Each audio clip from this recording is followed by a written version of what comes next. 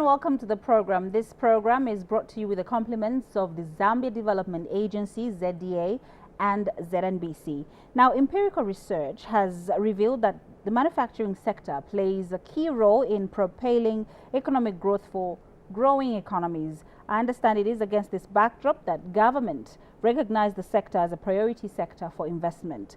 So this week on the show, we are featuring the Zambia Association of Manufacturers CEO, who's going to help us learn about the various opportunities available in the sector, as well as the strides that the sector has made in ensuring that we move forward as a country over the years. Also, how do we improve this sector as a country, ensuring that everybody gets on board?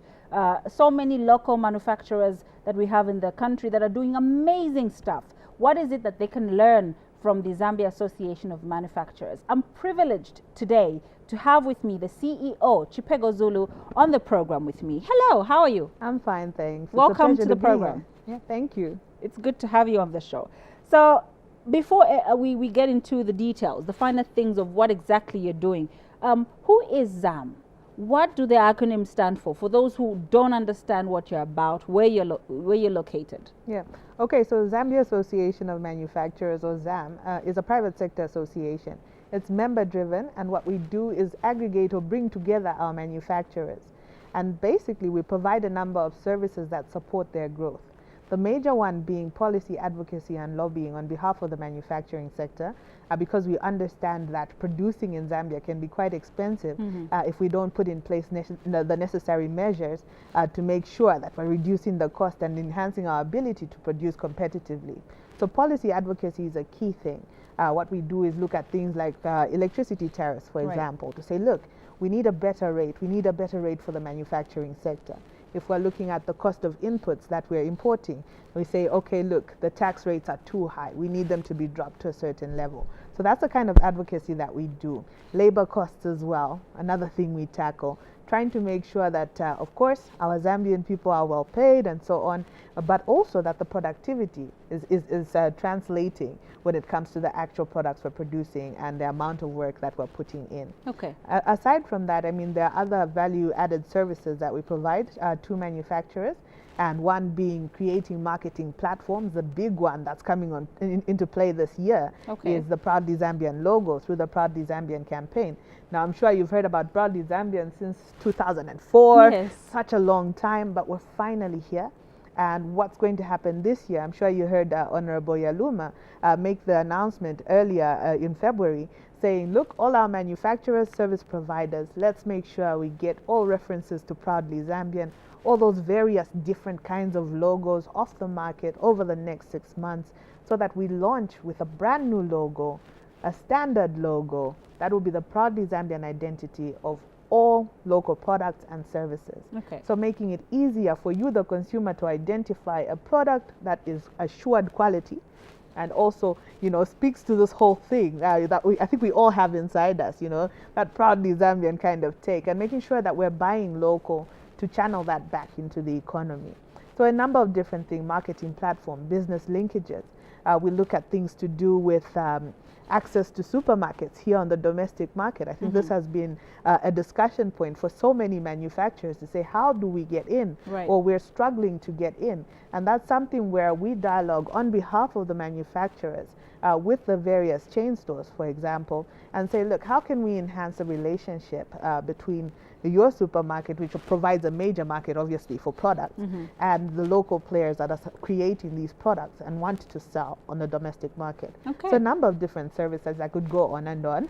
Okay. All right. So quite a list of things that you're doing. What is the membership like? How many, sort of manufacturers are part of ZAM? And is it a requirement that as long as you're in the manufacturing industry, you have to be part of the Zambia Association of Manufacturers? Okay. So in terms of our membership, currently it's voluntary. And of course, the reason being it's a private sector association and so on. There's no policy backing to say that every manufacturer has to be a member of the association. But the way we're tackling that is in two ways: by ensuring that we enhance our value-added services. So we want to give more benefits, more value to manufacturers that are members of the association. And on the other hand, we're also pushing for an act of parliament. I'm sure you've heard about that one as well, where we want that policy backing to come into play to say all manufacturers must channel through the association. And it's not an issue of forcing people to be part of the association, but really consolidating the sector so that we're better able to deliver the services that are required to push the sector forward. Okay, wonderful. Let's talk about the importance of manufacturing in any growing economy. You've mentioned quite a number of benefits for the manufacturers, but in terms of the manufacturers coming together and putting out something that helps the industry itself grow, but as well as the economy contributing to the GDP of a nation, what is the importance of that? Help us understand that. Okay. So I always like to illustrate this in a certain way, you know. I like to picture manufacturing or value addition as right at the center of the economy. Mm-hmm. And the reason I picture it like that is because if we take a key sector like agriculture, for example, right, we have produce that we grow out of the ground and so on and so forth. And when you add value to it, essentially, you're manufacturing. You're adding value to maize to turn it into mealie meal. You're adding value to cassava to turn it into cassava meal or cassava chips. And when you do that, what you're actually doing is creating, for starters, employment, right, because you are demanding the product, first of all. You're demanding the maize, you're demanding the cassava, which means that more people have to grow it. Mm-hmm. And so you're immediately creating employment in that way. And when you add value to it, what you're actually doing is increasing the value of the product itself. Right. So you're able to get, if maize just sold as maize, I think it's sold at a lower price than mealie meal or a bag of mealie meal, because it's gone through this whole process. Mm-hmm. So you're able to sell this product at a much higher price, which means that you're able to earn more as the producer. And that's necessary when we're talking about economic development, when we're talking about a sustainable growth for the country. I think I would be fair to say that we've been dependent on copper and copper exports for growth in Zambia. And that has proven to be problematic at least twice so far. We had the economic downturn in around 2008 to 2011, thereabouts. And we've had another period here where we've seen that when the copper prices fall, our economy begins to suffer. Mm-hmm. And the way to counter that is to ensure that we diversify. Now, economic diversification, really, we're talking about value addition, that we need to be able to export more value-added products so that we earn more for the country.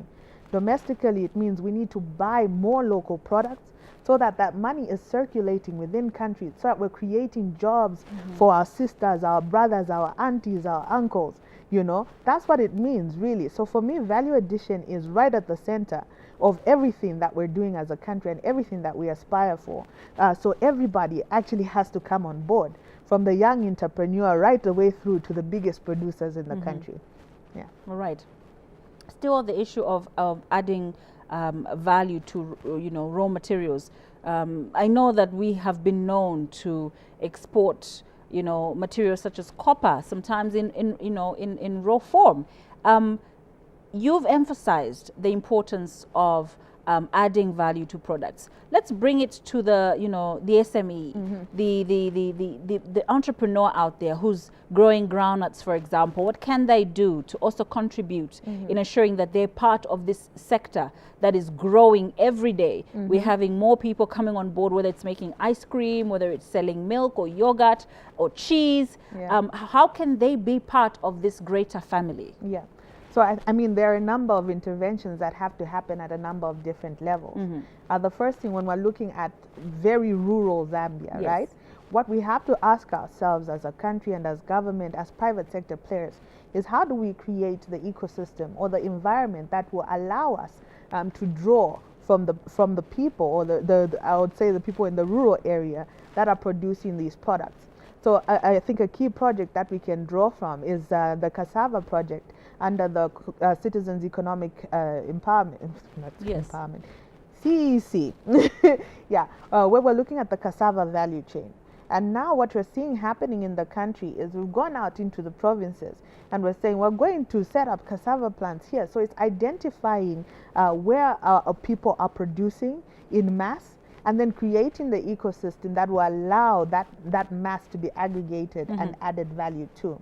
I think aside from looking at it from how to draw in or be more inclusive with the rural sector, there's also an aspect for those who are able. I mean, internet is everywhere. We have our phones with us all the time. Yeah. And it's not just about social media and commenting on Facebook. It's not just about chatting on WhatsApp. You know, it's such an important tool that we can use our phone, you know, to learn more about. If I have a farm, if I live on a farm and I am growing oranges, just for the sake of it, you know, I have an orchard. I can actually go on the internet and check, how do I make orange jam, for example? You know, how do I make orange juice? And we have to invest in knowledge and then become very practical about it. To say, now that I have this idea about how I can add value, who do I need to talk to? ZDA is a key stakeholder in this. You have to talk to people who are there to help you, to facilitate this whole development process. ZDA is a key institution when it comes to addressing the issues that, like accessing your machinery at more affordable prices, the incentives there.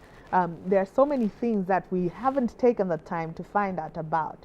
So it's, I would say that we do need to take more time to invest in the knowledge and then put it into practical, to practically apply it. Okay. Yeah. But do you have any of these, you know, forums where you speak to manufacturers and sort of give them guidance on what paths to take and create linkages with other markets? Like you said earlier, you do that. So do you have platforms where they come through and they ask you questions that they're, you know, struggling with? Yeah, I think we definitely host a number of platforms.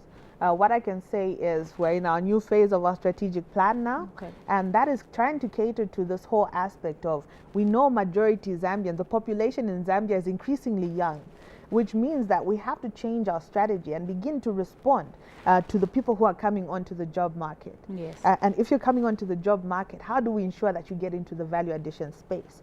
And that then requires that as government, as private sector, we begin to deliver these messages about how to get into value addition and to really, you know, address some of these questions like you've talked about.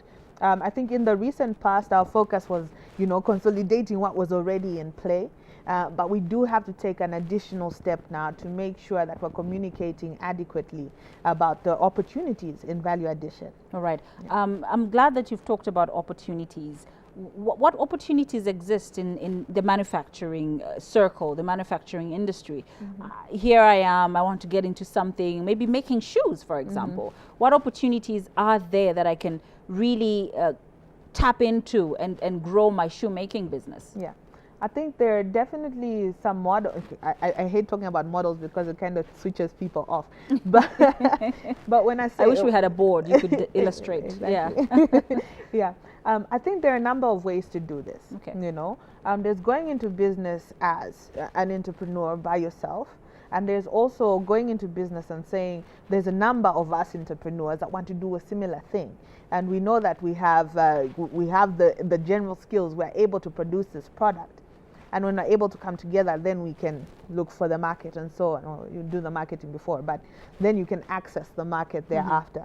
So if we're looking to go into value addition and the opportunities there, I think we have to understand, first of all, that value addition manufacturing goes across a broad spectrum of different kinds of sub-industries or sub-sectors. If I just talk about agro-processing, I could stay here the whole day, because in there I could talk about peanut butter processing, for example. I can talk about sugar. Honey. I can talk about honey. Exactly. I can talk about drinks. I can talk about yogurt. You talked about yogurt, cheese. All of these fall under the same category of agro-processing, and it's so broad in its application. I know some young people who are making cosmetics. And, you know, there are so many different avenues that we can tackle. What I would say is that we need to invest in finding that particular area where we have that keen interest and passion. I think it takes a lot of passion to actually push through in this particular sector. But once you do that, There's so many resources available from various agencies that are there to assist manufacturers, and also from associations that are there to bring you together so that we can have industry positions, industry consensus that will actually help you grow. All right. Yeah. In talking about, manufacturing, we're a country that's, 54 years old. What are some of the successes that we have scored as a country in terms of the manufacturing sector? Yeah. I know copper is on top there, but I know we've done quite a number of things. Can you just highlight some of those? Yeah, definitely. I think if we're looking at the span of 54 years, I think a number of things have happened in the manufacturing sector. A lot of ups and downs, a lot of wins, a lot of losses. I think right at the outset, I think from the 1980s, we know that we were producing for Zambia. Our policy was import substitution. So the focus was literally on value addition and making sure that we're adding value. Now, when we privatized, had all this trade liberalization, it was done in a very quick manner. And so we lost some of those industries that were existing then. I think as we went down the line, around 2006, we began to realize that, okay, we do need industry. You can't survive without manufacturing. You need to cover the cost of your imports. And the way you do that is by exporting, so preferably value-added products.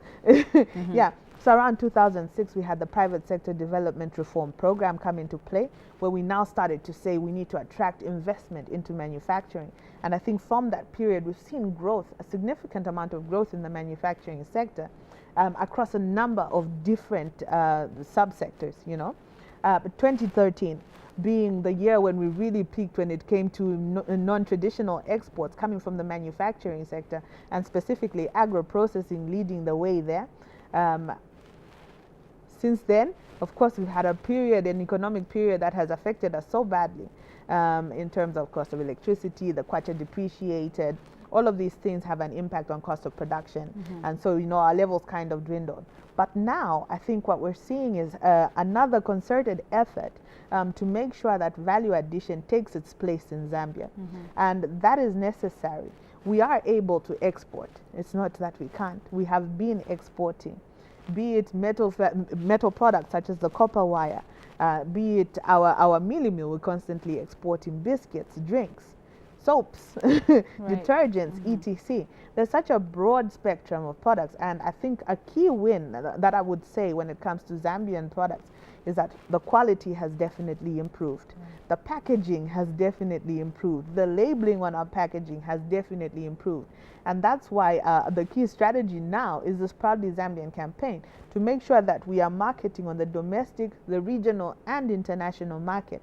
That's a key area of focus, because I think we have to believe in our products, and the rest of the world has to believe in our products as well.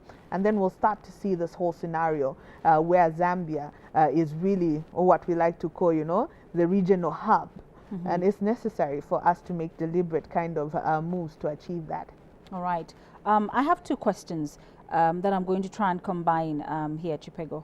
How we can take advantage of our central location and become a hub, like you've said, of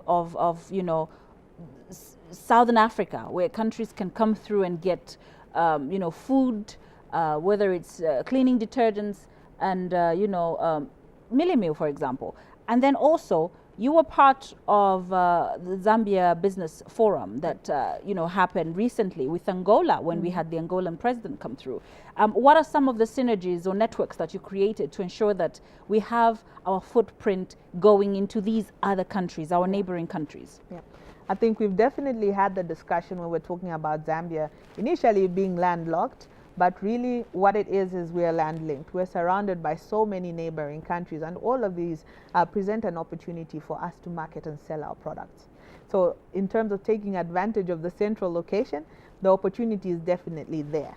In terms of the capability to take advantage of the central location, I think that's where we need to put our effort into, to make sure, there are all these issues to do with infrastructure. We have to be able to connect with our neighbors. We have to be able to transport our products. It's also to do with, like I said earlier, the cost of the inputs into the manufacturing process.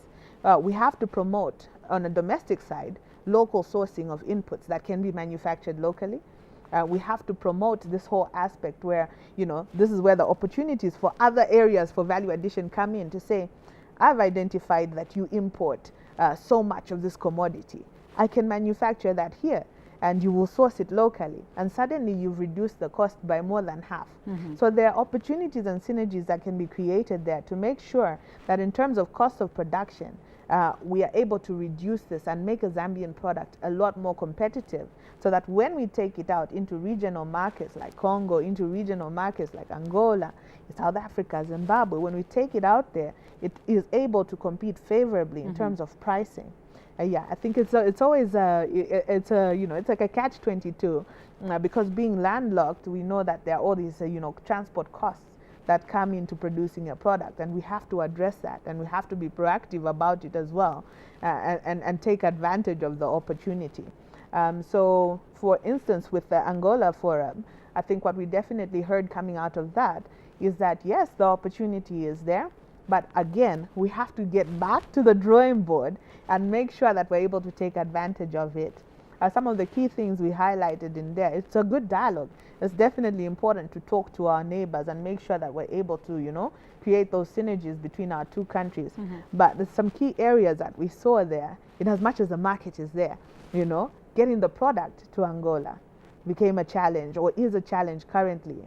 I think there are definitely some key fears coming in about are they mines? Are they still land mines all over the place? Safety fears. Exactly, okay. Some issues to do with safety there. But also just generally with the linkages, the border posts into Angola to say, are they adequate? Are they facilitating trade? So there are aspects to do with trade facilitation and ensuring that we're able to get our products across the border. Okay. Yeah. And beyond that, there's also transaction costs. We did hear that it takes at least 3 months to do a transfer. So, Whoa. I mean, exactly. Yeah, something needs to be worked on there. Exactly. So there's definitely a lot of room to make sure that, as we discuss, we're making it a lot easier for Zambia and Angola to do business. But the opportunity is there, and Zambia, in this instance, has an upper hand. So we have to take advantage of the opportunity. All right. Yeah. Quickly, how is your relationship with the Zambia Development Agency? Growing. Okay. Yeah. I mean, we've always been we've always collaborated with the Zambia Development Agency. We provide input into various documents that they're putting into, like policy documents. We also support when it comes to trade fairs, trade missions, making sure that our manufacturers are able to get to these markets with support from ZDA as well. I think we definitely see more room for collaboration. And we're trying to develop an MOU between the development agency and ZAM because we want to talk about this whole thing about how do we position ourselves ultimately to help industry grow. All right. Yeah. All right. Thank you so much for coming through to the program. It's been a pleasure. It's been a pleasure having you on the show. Thank you so much. All right. Well, that's where we wrap up our show for today. Thank you very much for watching. I was speaking to the CEO of the Zambia Association of Manufacturers, Chipego Zulu, who is helping us understand how they're working and making sure that they open up their doors so that you as a manufacturer gets to their offices, understand what you're supposed to do to ensure that you contribute to the growth of Zambia's economy. We'll see you next week, same time, same channel. Bye-bye.